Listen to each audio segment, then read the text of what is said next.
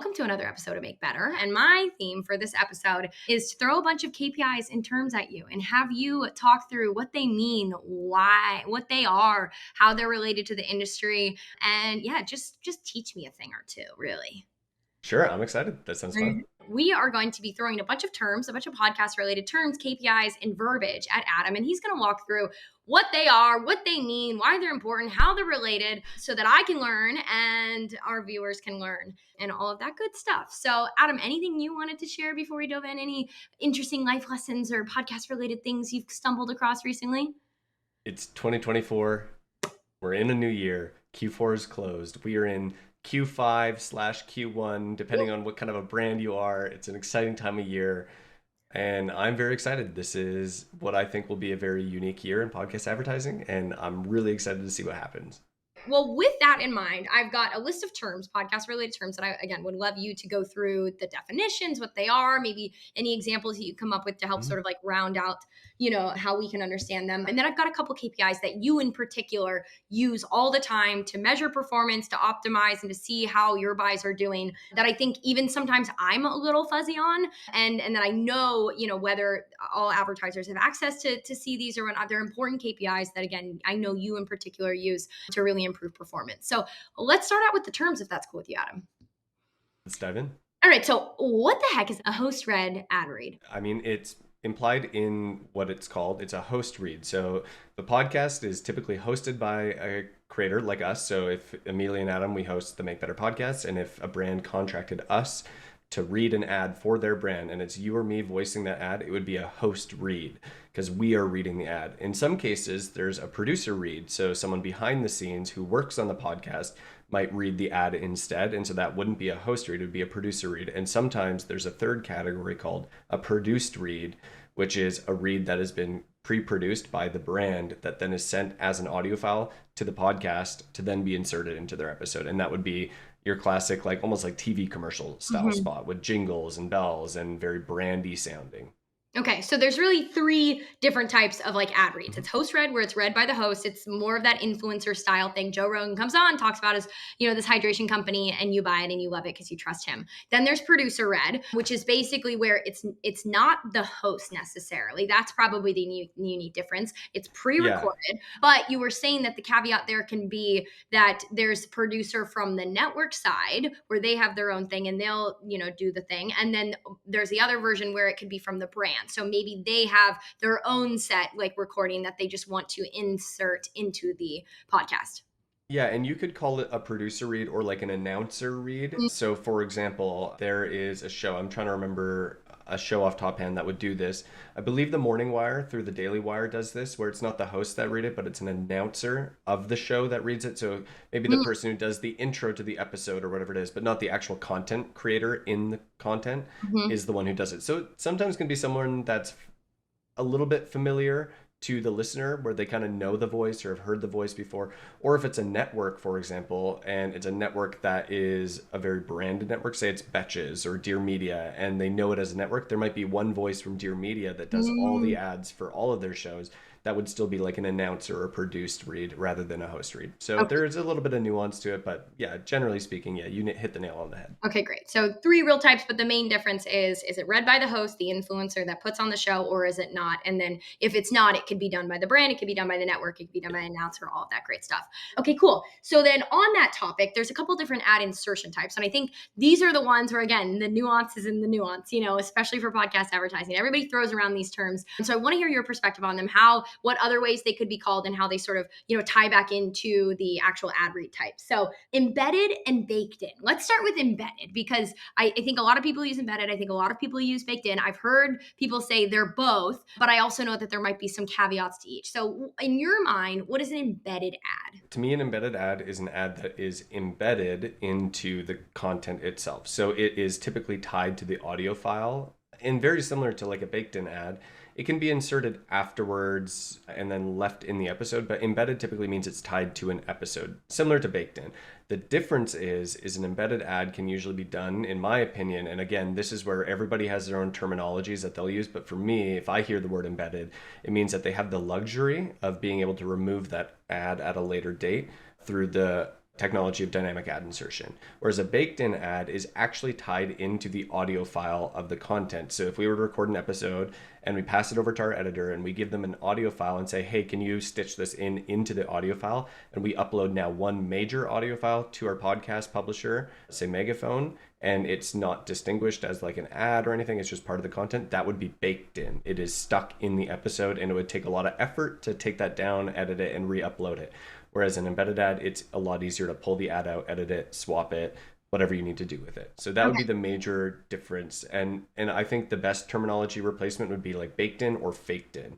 Faked in and embedded would be kind of the typical terms that most people would use for saying the same thing. Okay. A faked in ad is kind of like baked in. It's tied to the episode, but it's using DAI tech to be able to put it in and pull it out. Okay. And so with that in mind, because baked in was going to be another one I ask you. So baked in, it's embedded. It is embedded into the episode, but you're saying it's usually done in a way that like is going to be harder for it to remove. So theoretically, when people are talking about running baked in ads and they're seeing their performance there and stuff, they're talking about something that is going to live on in the podcast for theoretically ever. It's an evergreen. It's in there. So for instance, when we're reviewing simulcast stuff, right, and we're watching the YouTube of, Joe Rogan or something, and he comes on in the middle of it and he pulls up the product, that would be like baked in, right? It wasn't like break to the thing. It was like, no, he was in the middle of talking and then he was like, all right, let's jump to our sponsors. And he's sitting there at the table, same episode, same sort of recording, and he's pulling up caraway pans or whatever and is talking about it. So that in your mind is like an example of what baked in would be. Yeah, okay. YouTube is like the greatest example of baked in, but there's also a second layer of baked in that's even a little bit more baked in, and that would be what we call a live read, where if you and I were talking like this and then we go, Amelia, we need to thank our sponsors, and we haven't cut from the content, it's not trimmed out or anything, and we just jump right in right now and say, today's episode, we want to say a huge thank you to our sponsor, whatever it is. And so that would be a live read. And so that's a little bit different, but still it would be in the category of baked in because it's stuck in the episode forever. Okay. Because it's a part of the content. From a buyer perspective, when you're talking with a host, I'm an advertiser and I want to go buy on the show. I'm working independently and I'm just going to contact them about running some ads on their show. What options can I request a live read? Or are they going to say you can do dynamic or you can do embedded or you can do producer or you can do host? Like where do those things fall into place from like, here's what you should know to inform, how you can actually go and buy on these things and what offerings the publishers actually have? I think most brands and buyers typically have a preference of what they like to buy. I like to buy faked in or baked in ads where possible. It's just what I'm familiar with. It's what I know well. It's what I know works well for our clients. So typically, if I know what I want, I will go and look for those things. But usually when you talk to a show, I like to ask them, like, how do you do your ads? And every show is going to have their system that works best for them.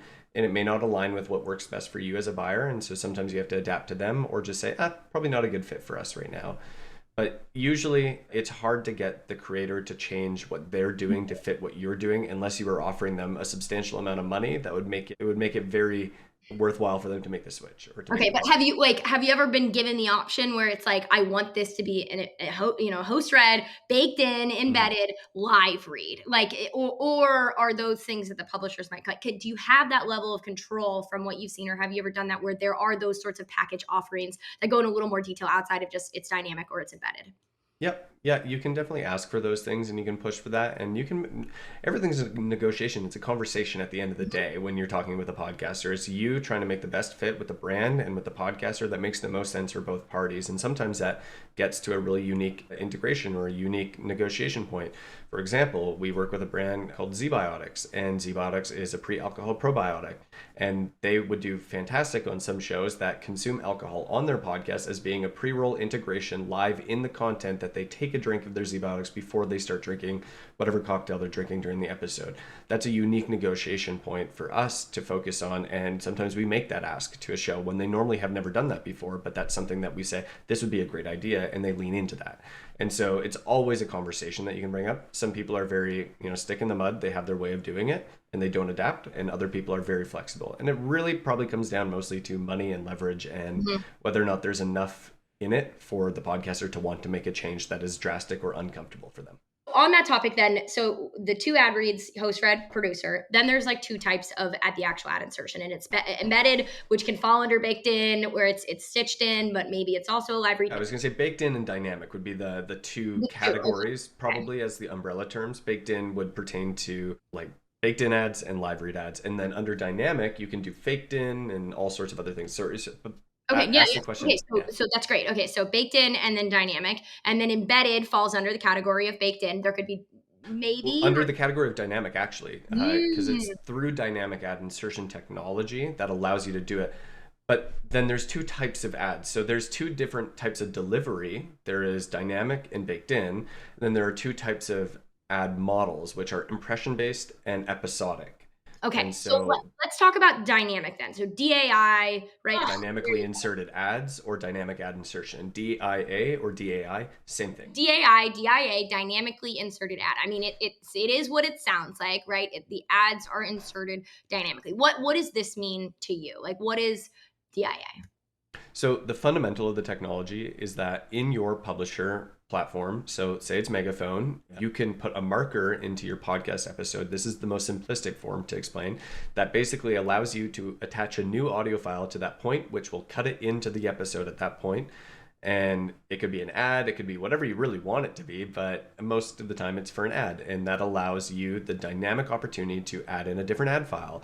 You can send different ad files to different listeners. You can send different ad files to specific episodes, or you could set it to go across all the episodes, wherever you put these markers in your episodes.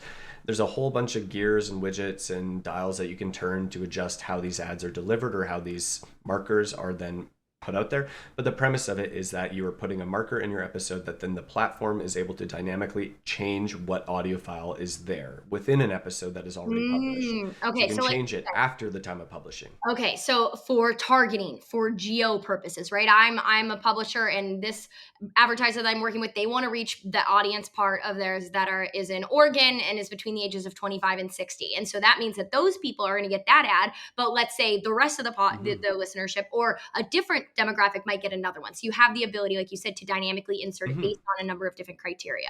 Okay, interesting. And you'll notice that too as a listener sometimes. For example, I live in Canada. I listen to a podcast called Dungeons and Daddies. It's a D&D podcast, and I love it. And I get ads all the time for Audible from them, as well as for Cozy. It's like a modular furniture company, and it's always Canadian targeted language that they use within the ad itself, which is really unique to me because I rarely ever get that. And that's a dynamically targeted ad to a Canadian listener. They're not a normally Canadian targeting show. So I know for a fact that most of their ads do not say Canada specific. So it's a dynamically inserted ad for me. Okay, interesting. All right. So you'd mentioned episodic and impression based. So this is where I think like the industry can be really confusing because, you know, I feel like I know every single one of these terms and I'm still figuring out like where they fall under the umbrella. Okay, so we've got ad read types and we've got ad insertion types. I had said host read, producer read, and then I said baked in for CAI. You had mentioned this episodic versus impression based. Do you think that actually falls above them, and then it's impression based and episodic, and then it's like, is it DAI, is it baked in, is it programmatic, or do you think those sort of things live in like the same sort of tier or part of the branching tree? This would make for such a great like flow chart. I know. That's what I'm trying to like visualize in my mind right now, and I think I will. And it gets a little bit complicated because it's a series of yes and no questions. So first off, if it's impression based, it has to be dynamic. There is no way to do an impression based buy that is baked in. It just does not work. When we typically use, or I will say when I use the term impression based, what that means to me that you are buying a set amount of impressions that on the back end of Megaphone, you are saying, I am going to buy 100,000 impressions on this show. Now that can take form in a couple different ways. You could set that to get 100,000 impressions delivered for a week across all of the episodes. You could get 100,000 impressions delivered to specific episodes across the show, or you could get it to deliver to specific users that listen to whatever X episode. For example, let's say Chris Williamson has a really big episode that he interviewed Andrew Huberman on, and it has millions of people coming through. Maybe I want to just buy that one episode, but 100,000 impressions of it regularly to hit just a North American audience. You could make that happen if you really wanted to under the right platforms and circumstances. There's ways to do this.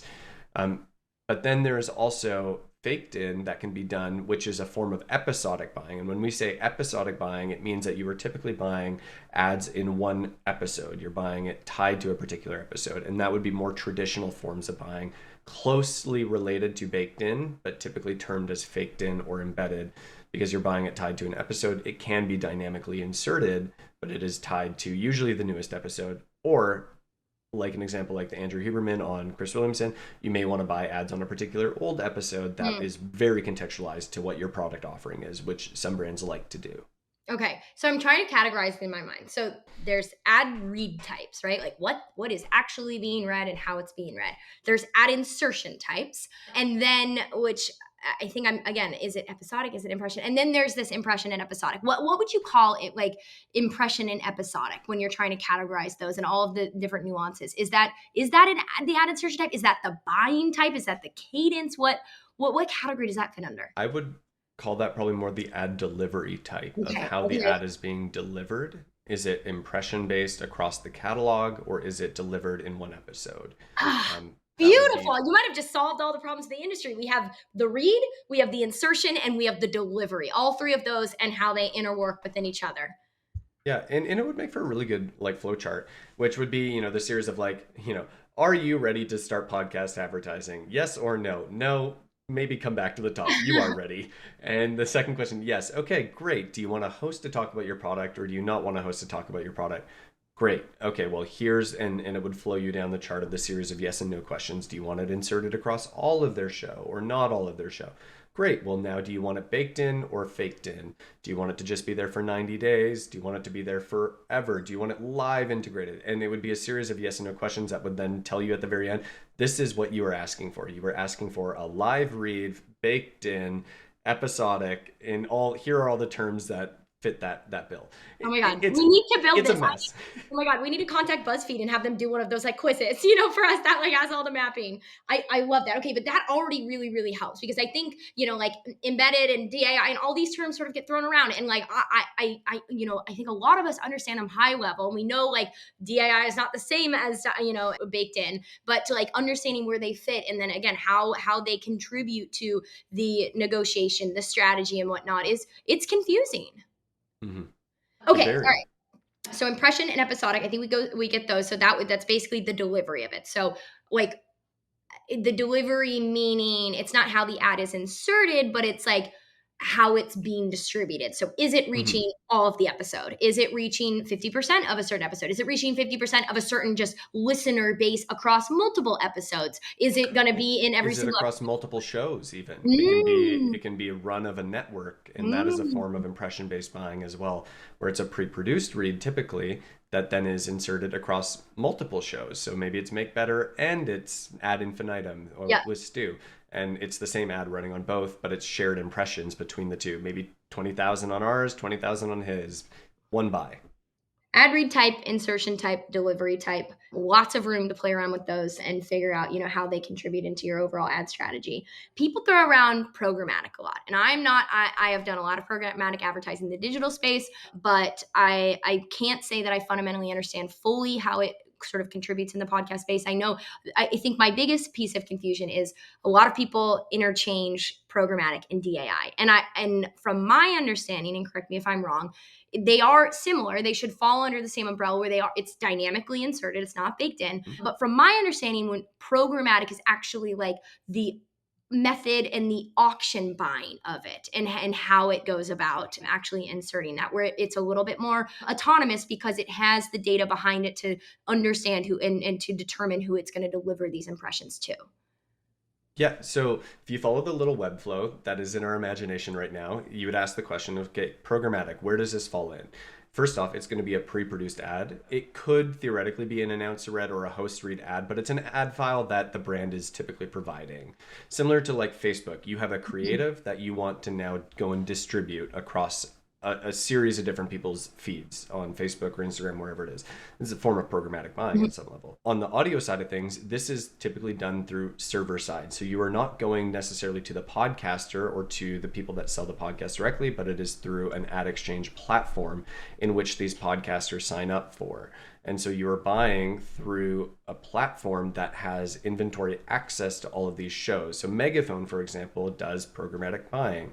And if you are a podcaster on Megaphone, you could set up markers for programmatic ads that fall under basically what would be like a waterfall system. So first you can flag that, like, first we want to put our own DAI ads here first. And if those don't get filled, open this inventory to programmatic inventory, in which can be bought on like a bidding exchange, where brands can say, I want to buy 100,000 impressions reaching users that are between 18 to 25, male dominant in these areas, and it will then try to deliver those impressions to those people across a suite of shows. It could be any show out there. You have no idea what show you're running on.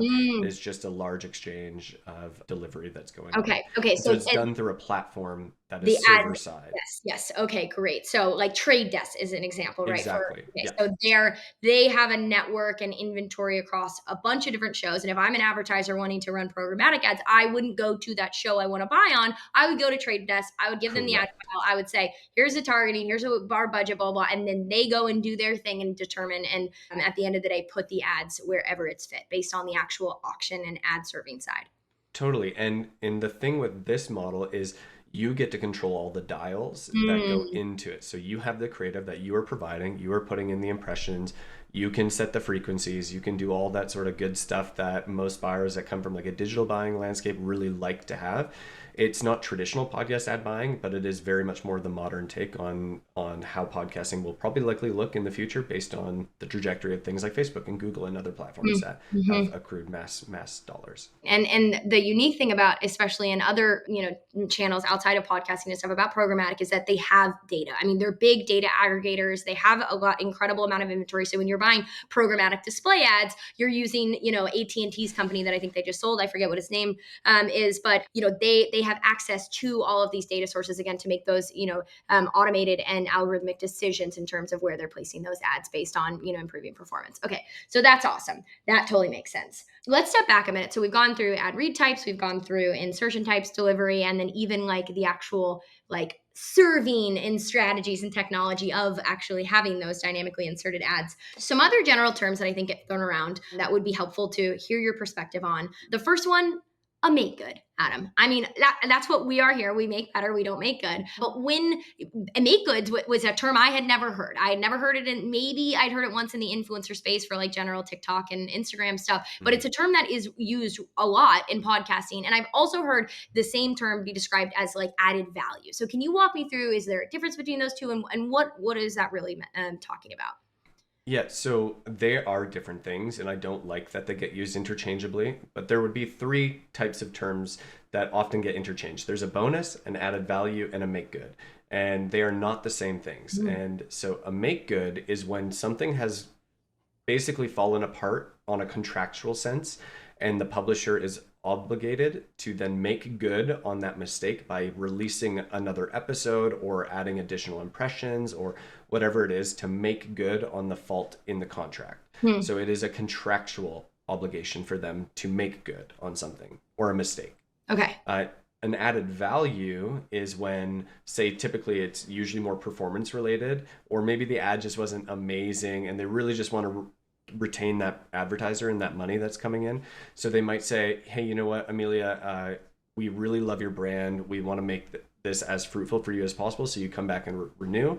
We want to give you a bonus episode or an added value to an already existing campaign. And a bonus is typically something that is pre-negotiated into a deal at the beginning of the deal, where you say, we're going to buy 3 episodes and we would like to get 1 free. And so that would be a buy 3, get 1 bonus free. So it's a bonus episode that was part of the contract. So those are typically pre-negotiated, is how I like to define the separation between a bonus and an added value. A bonus is something pre-negotiated, and added value is something post-negotiated. Wow. So make good, already like contractually obligated. They said the wrong promo code. They owe them another episode. It can be a number of things. So like if I negotiate in the contract, hey, we want to make sure that we're estimating this episode will hit 100,000 downloads, but it only hit 50,000. In our contract, we might have said it needs to hit at least 80% of the estimated impressions. We need to make good on that to get us above that bar of 80% of the estimated impressions within a certain time frame, whatever it is. Or, oh, you said a no-no word in the ad read that was in our list of do not say these words. we need to make good. So then added value is usually something that wasn't pre-negotiated. But for instance, like you said, it happens a lot in the performance-based side. So a new advertiser comes in, the show obviously wants them to renew and continue buying. Maybe they had, they were expecting this level of performance. They were expecting a, CPA of this and a ROAS of this. They didn't hit that. This is something that then the show could be like, hey, we do believe that this can perform. For whatever reasons, it didn't. So let's give you another 50,000 impressions, or let's post something about this episode, or you're on our social channels. That is something that, again, the network would do maybe in good favor to, help the advertiser out and to continue, having that strong existing relationship that they would do in order to, again, increase all of those things and provide that value. Yeah, exactly. Cool. And then bonus, already pre-negotiated, sort of a, hey, if we do 5, you're going to throw in a newsletter. Or if we do 3, you're going to throw in an episode. Okay. That's my terminology that I use to separate AV and bonus, at least on our internal reporting stuff. Other agencies and other buyers might have a different way of using those. They're probably a little bit more interchangeable, but an AV and a bonus is not a make good. And that is probably the clearest thing. And then AV, added value, another good, acronym that is important to know. Okay, so we've talked about this other one a couple times, but I think, again, it could use sort of like a refresh. Simulcast. Obviously, it's sort of in the name, it's simulcast, or it's simultaneously 2 things. Tell me what that means and how you think about simulcast stuff. Yeah, so video has become a very big element to the podcast industry, especially over the recent years, as YouTube has very much taken over a lot of the podcast industry and listenership. So a simulcast is a podcast that is both casted audibly through like Spotify, whatever their hosting platform is, to Apple, Google, rest in peace, whatever it is that they're listening on. And then if there's a video component, that would be the simul part of it. It's simultaneously video casted to a streaming platform that does video. Generally speaking, this would be YouTube, but it could be Rumble, it could be Twitch, it could be wherever they listen to, but there is simultaneously a video and an audio broadcast of this show. And so you could watch it or you can listen to it. And those are the 2 options that you have. Super interesting that it doesn't just have to be YouTube either. Like I said, like you said, Twitch, that's an interesting one, or Rumble, or, even other video platforms. Okay. So simulcast or simultaneously casted. Do simulcast like always have the same ads in them? Can they differ? Or do they always have to be an audio and a video episode? Or there shows that will do one or the other sometimes? Totally. And that is where it is so nuanced and unique. Every creator is going to do it a little bit differently.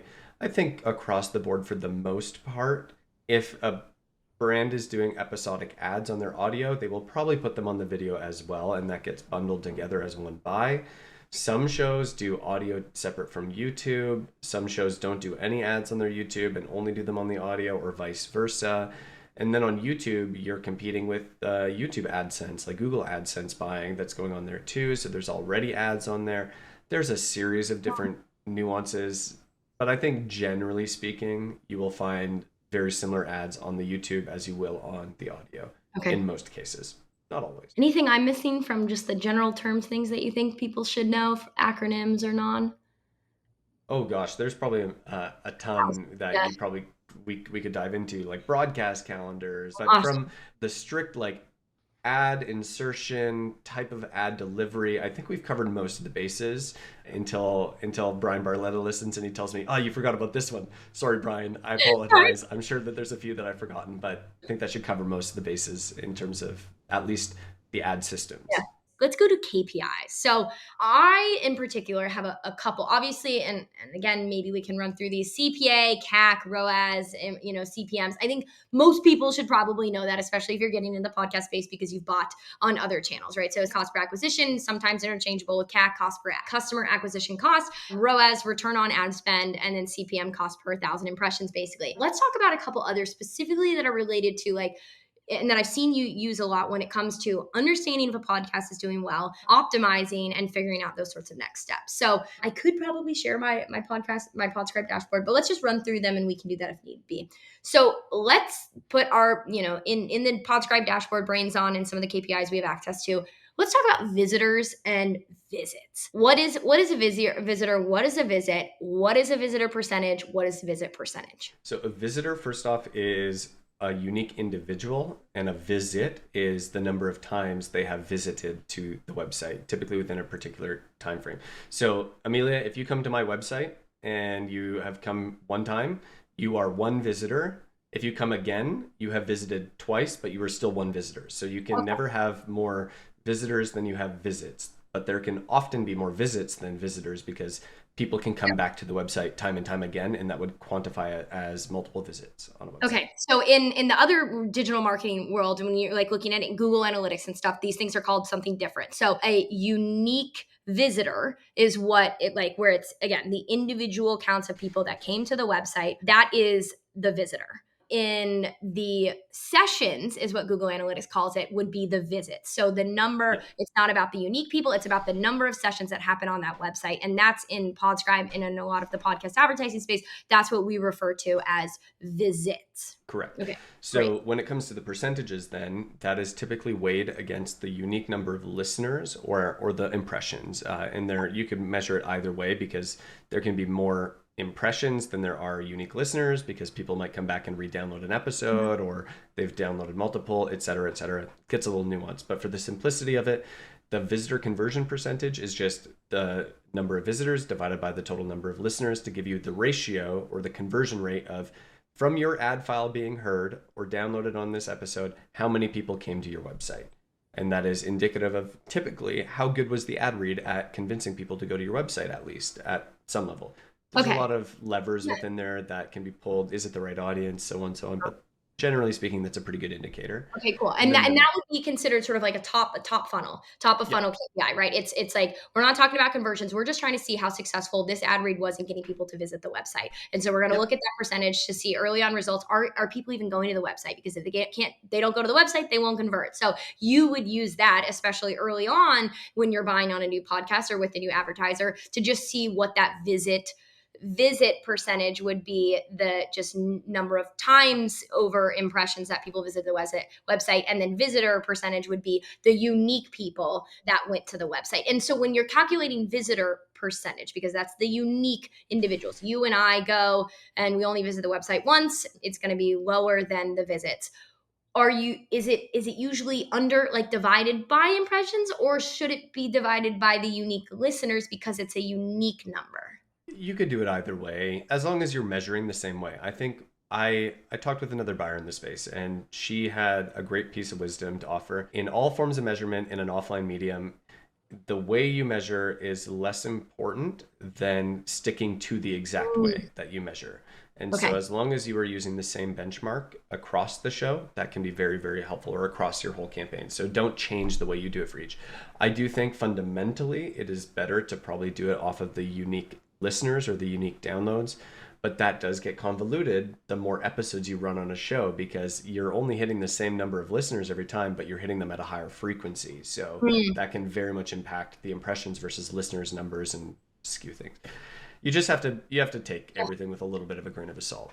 But so then let's talk about another KPI that Podscribe sort of like has, and I know you've used a lot, which is visitor conversion percentage, because then there's conversion rate, but we're still in sort of top of funnel metrics. Maybe it's a little more mid funnel, but what is visitor conversion percentage or visitor conversion rate? So if you're a Shopify brand or you're in e-commerce, this is the layman's term for your conversion rate, on-site conversion rate. So when 100 people come to your website, how many of them are actually making a purchase at the end of the day? That is your visitor conversion percentage. So if I have 100 people and 5 of them buy after coming through to your website, there's a 5% conversion rate or visitor conversion rate to actually making a purchase, or whatever you set up your lead tag to be. If it's a sign up or whatever you want to set it to, it could be whatever. But generally speaking, for an e-com brand, it would be to make a purchase at the end of the day.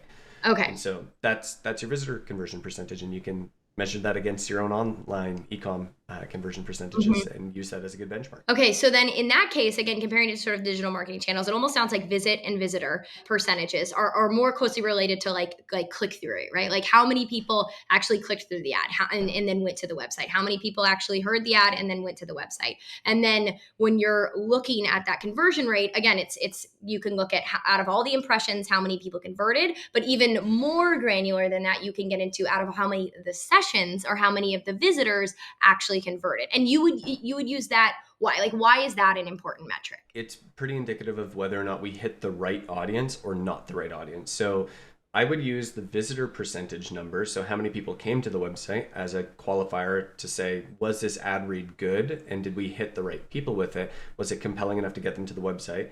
And then when they got to the website, did they end up purchasing? Were they the right people that we sent to the Mm. website?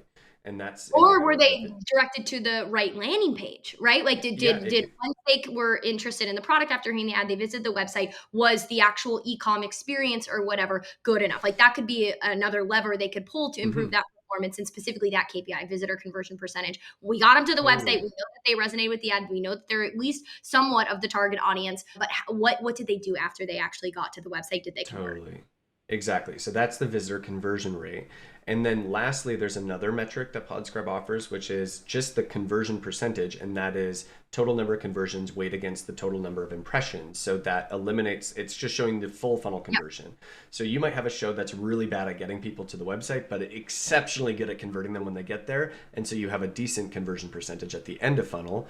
And you might have the opposite, where you have a show that's amazing at getting people to the website, but none of them purchase, Mhm. and also, but maybe balances out to have the same visitor, Yeah. same conversion percentage at the end of the funnel. Each one of those KPIs is going to tell you and give you an insight into what you should be optimizing for, right? Again, we go Exactly. back to like, is it the website? Our ad got people to the website. Did our website do a good job of converting them? Or did they know enough once they got to the website just from the ad or the number of ads they've heard to actually be convinced to purchase? And so using those metrics and looking at how they differ and what it is and stuff not only tells you more about like your internal like podcast advertising strategies, but it can also just determine where you should be sort of like moving levers in terms of improving performance.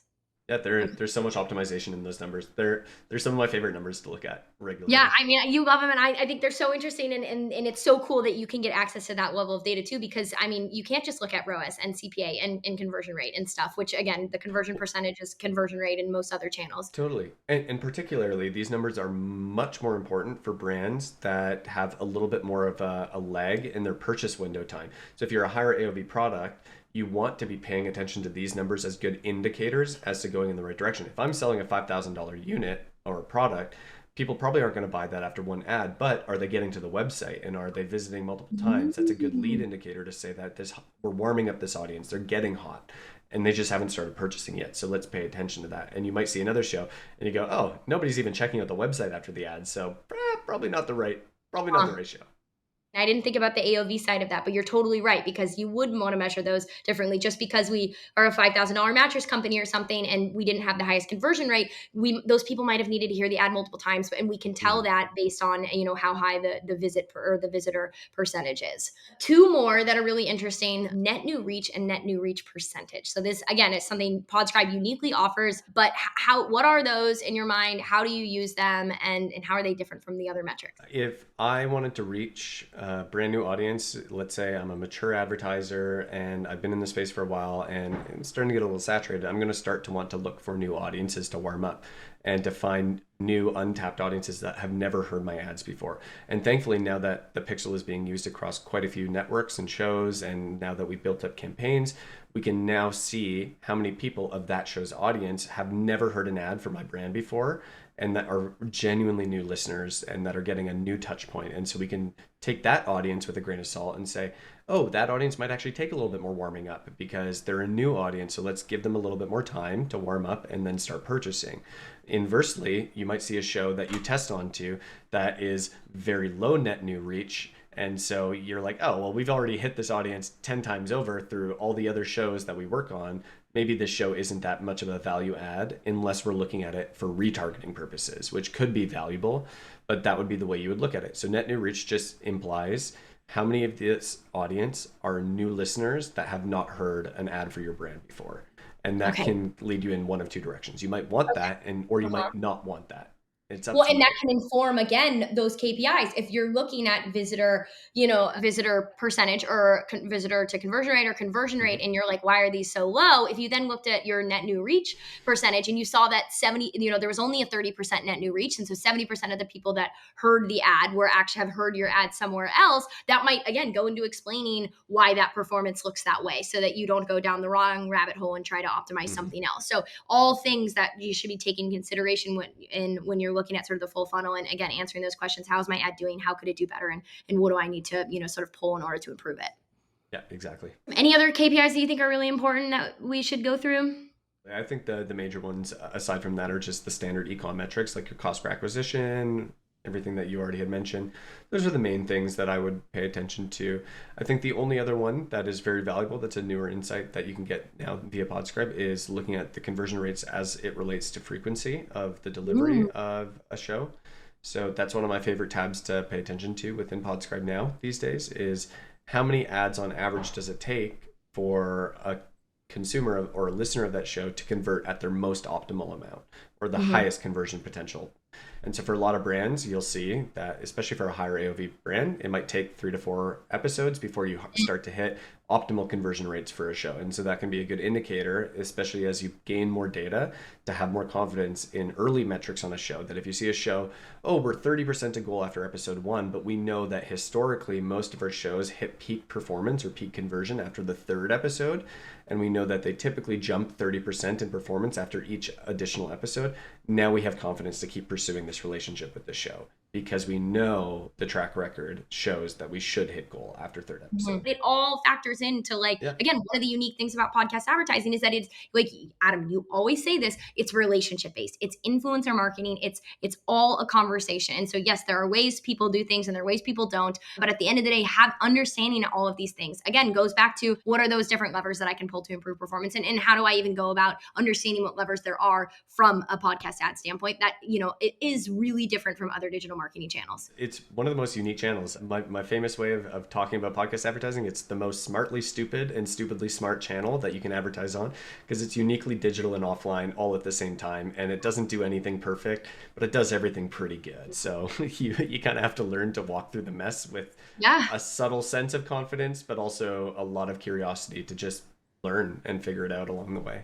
Yeah. I don't know everything. If anyone in the podcast advertising industry that tells you that they do, they're wrong.